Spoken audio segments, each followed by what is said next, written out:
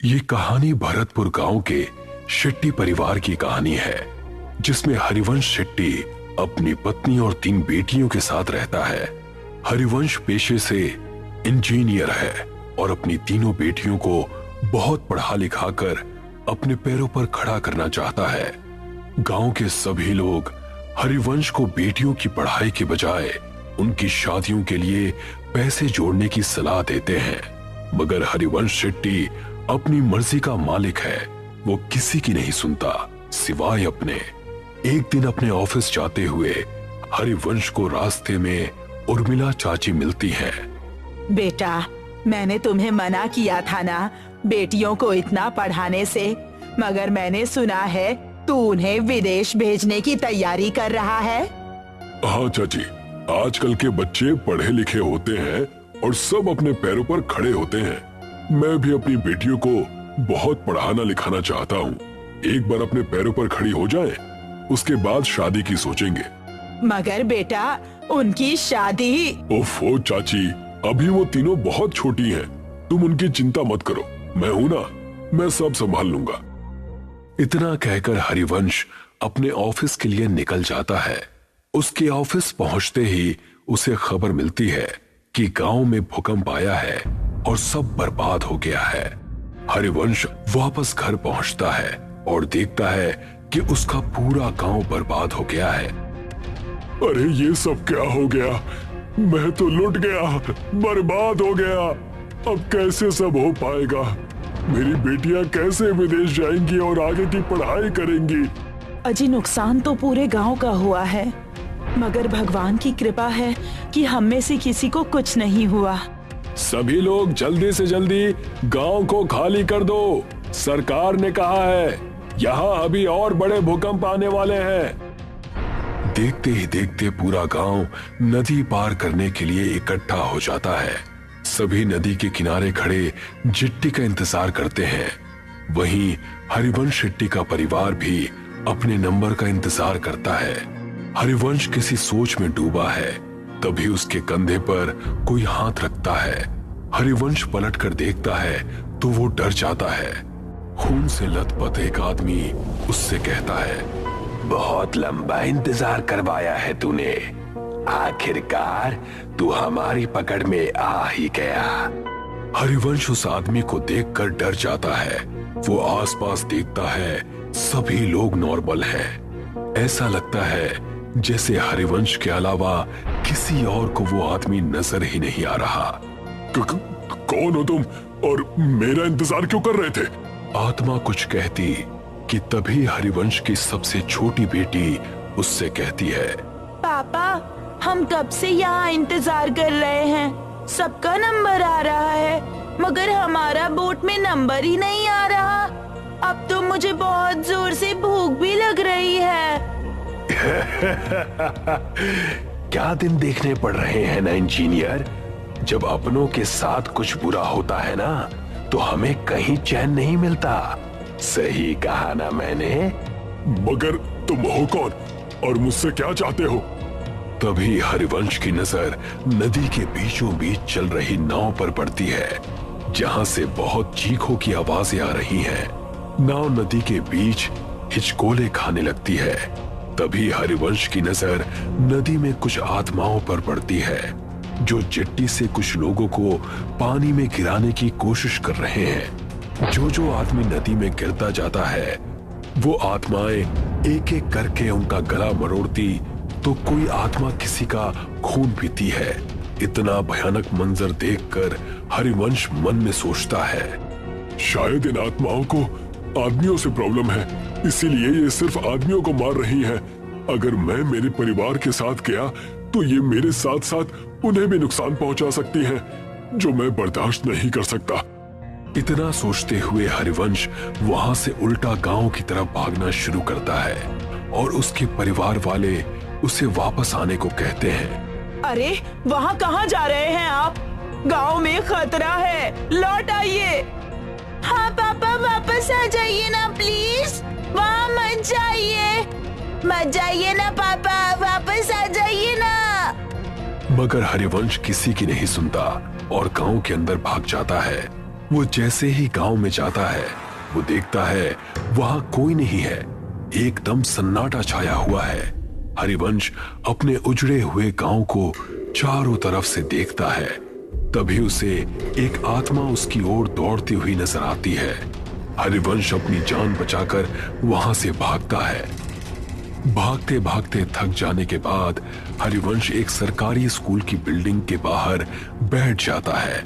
वहां भी उसे सब उजड़ा हुआ दिखता है। तभी दो छोटे बच्चों की आत्मा हरिवंश के पास आती है और उससे कहती है, अंकल, हम तो मासूम से बच्चे थे ना, आपने हमें क्यों मार दिया? अब आपका नंबर है। मैं इन बच्चों को क्यों मारूंगा भला? मैं खुद बेटियों का बाप हूँ। हे भगवान, ये सब क्या हो रहा है मेरे साथ? वहाँ मेरा परिवार भी अकेला है। मुझे लगता है इन सबको कोई गलतफहमी हो रही है। हरिवंश ऐसा मन में सोच रहा होता है कि तभी एक भयानक औरत की आत्मा वहां आ जाती है और हरिवंश से कहती है, जब अपने परिवार से इतना प्यार करते हो तो दूसरों के बारे में कभी क्यों नहीं सोचते? अब तुम मरोगे और बहुत बुरी मौत मरोगे। हरिवंश ये सब देखता है और फिर इधर उधर भागने लगता है। वो भागते भागते वापस नदी के किनारे आ जाता है, मगर इस बार वो देखता है कि वो जहां खड़ा है वहां कोई भी नहीं है। तभी वो देखता है एक और चिट्टी नदी के अंदर जा रही है जिस पर कुछ आत्माएं हमला करती हैं। हरिवंश को ये पहले समझ में नहीं आता। तभी वो देखता है कि गांव की तरफ से दौड़ती हुई आत्माएं हरिवंश के पास आ रही हैं। अब मेरा बच पाना मुश्किल है भगवान, मेरे परिवार का ध्यान रखना। तभी सामने से आती हुई आत्माएं उस पर जैसे हमला करती हैं। हरिवंश का पांव टकराता है और वो गिरते गिरते बचता है। वो अपनी नजर घुमाता है तो वो देखता है कि नदी पर एक पुल बना हुआ है। ऐसा कैसे हो सकता है? अभी तो यहाँ कुछ भी नहीं था, ये पुल कहाँ से आ गया? हरिवंश को लगता है कि शायद इस मुश्किल घड़ी में उसे कुछ समझ में नहीं आ रहा है। ये पुल पहले से ही यहाँ होगा, मगर उसने नोटिस नहीं किया। हरिवंश बिना कुछ सोचे समझे उस पुल पर चढ़ जाता है और वहां से दूसरी तरफ भागना शुरू करता है। भागते भागते वो ब्रिज के सेंटर में आ जाता है और यहाँ पहुंचते ही उसकी नजर नदी की दूसरी तरफ पड़ती है जहाँ उसका परिवार उसे बुला रहा है। हाँ सुधा, मैं आ रहा हूँ। हाँ बेटा, मैं बस अभी आया। हरिवंश जैसे ही कुछ कदम पुल की दूसरी तरफ दौड़ता है, उन दो बच्चों की आत्माएं उसके सामने आकर खड़ी हो जाती हैं। वो उन्हें देखकर डर जाता है और पलट कर देखता है। वो देखता है बहुत सारी डरावनी आत्माएं उसे घूर रही हैं। नहीं, अब मेरा बच पाना मुश्किल है। मुझे तो मेरा कसूर भी नहीं पता है। पता नहीं ये सब मेरे पीछे क्यों पड़ गए हैं। तभी उनमें से एक आदमी की आत्मा हरिवंश को कहती है, मैं इसे छोड़ूंगा नहीं। इसकी वजह से मुझसे मेरा परिवार छिन गया।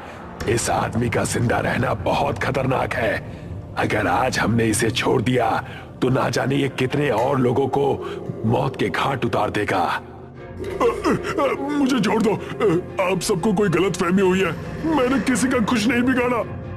तभी एक दूसरी आत्मा हरिवंश के पास आती है और कहती है, हरिवंश, तुम्हें याद है जब सरकार की तरफ से तुम्हें सरकारी स्कूल बनाने का ठेका नहीं मिल रहा था तो तुमने पैसे देकर वो टेंडर अपने नाम पर ले लिया था। तुम वो 5 साल पुराने टेंडर की बात कर रहे हो? हाँ, क्योंकि मुझे वो प्रोजेक्ट किसी भी कीमत पर चाहिए था। मेरी बेटियां शहर में पढ़ने जाती हैं और वहाँ की फीस बहुत ज्यादा है। मैं गांव में रहने वाला इंजीनियर भला उनके सपनों को कैसे पूरा कर पाता? तो मैंने रिश्वत देकर वो टेंडर अपने नाम करवा लिया था। मगर किसी को इस बात से क्या प्रॉब्लम हो सकती है? हरिवंश के ऐसा कहते ही वो स्कूल के बच्चे उसके सामने आकर कहते हैं, अंकल, अगर आप वो टेंडर नहीं लेते तो आज हम जिंदा होते। इसका क्या मतलब है? इसका सिंपल सा मतलब है अंकल कि आपने बच्चों के भविष्य का ध्यान रखा। मगर गांव में रहने वाले गरीब परिवार के बच्चों का ध्यान नहीं रखा। तभी आपने टेंडर अपने नाम किया, मगर उसमें भी पैसा बचाने के चक्कर में आपने घटिया मटेरियल का यूज किया, जिसकी वजह से हमारा स्कूल बिना किसी वजह से ही टूट कर गिर गया और हम जैसे सैकड़ों बच्चों की जान चली गई। ये सुनकर हरिवंश का मुंह खुला का खुला रह जाता है। वो कुछ कहता कि तभी एक औरत हरिवंश के पास आती है और उससे कहती है, इंसान नहीं राक्षस है तू। मेरे बच्चों और मेरे पति को खा गया, अब तू मरेगा। तेरे घर वाले तेरे मरने का तमाशा देखेंगे। उन आत्माओं की भीड़ में से 2 आदमियों की आत्माएं निकलती हैं और हरिवंश को हवा में उल्टा लटका देती हैं। उल्टा लटका हरिवंश उनसे कहता है, मेरी गलती माफी लायक तो नहीं है, मगर फिर भी मैं आप सबसे हाथ जोड़कर माफी मांगता हूँ कि मेरी भूल को माफ कर दो। तभी आत्माओं की शक्ति से उल्टा लटका हरिवंश गोल गोल चक्री के जैसे घूमने लगता है। तूने कोई भूल नहीं की इंजीनियर, तूने तो सब सोच समझ कर किया है और जो तूने किया है ना उसे पाप कहते हैं। पाप की माफी नहीं होती, उसकी सजा होती है जो अब तुझे हम देंगे। नहीं नहीं, मैंने कुछ भी जानबूझकर नहीं किया, प्लीज मुझे माफ कर दो, प्लीज जाने दो।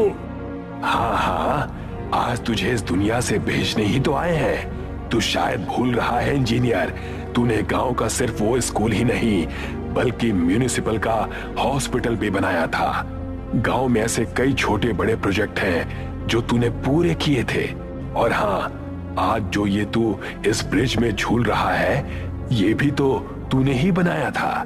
तुझे अंदाजा भी है कि तेरे बनाए गए सभी प्रोजेक्ट्स का एक जैसा ही हाल हुआ है, तो तू एक दो नहीं बल्कि हजारों मौतों का अकेला जिम्मेदार है। ये सब सुनकर हरिवंश को अपनी सारी काली करतूतें याद आ जाती हैं और वो उन सब से कहता है, हाँ, मैं सब कुछ स्वीकार करता हूँ, मैं सारी गलतियां मानता हूँ, मैं इन सब का दोषी हूँ। मगर हर माँ बाप अपने बच्चों की खुशी के लिए कुछ भी करता है, तो मैंने भी मेरे बच्चों के भविष्य के लिए ऐसा किया था। हालांकि मैं अब ये बात मानता हूँ कि मैंने जो भी किया वो सब गलत था। हरिवंश की माफी से किसी को कोई फर्क नहीं पड़ता और देखते ही देखते वो आत्माएं वहां से एक एक करके गायब होने लगती हैं। हरिवंश को समझ में नहीं आता कि ये सब क्या हुआ। वो हवा में उल्टा लटका हुआ है, उसे पुल पर कोई नहीं दिखता, सब गायब हो जाते हैं। वहां उसके परिवार को चिट्ठी मिल जाती है।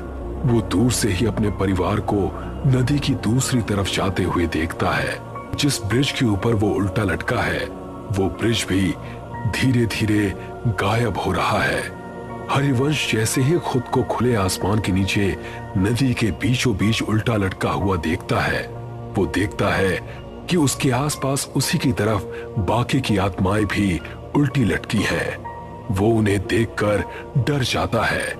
तू और तेरा साथ देने वाले सभी लोग अब इस दुनिया में नहीं हैं और आगे भी जब जब तुझ जैसे लोग ऐसा काम करेंगे हम उन्हें सजा देने आते रहेंगे। इतना कहकर वो सारी आत्माएं हरिवंश पर झपट्टा मारती हैं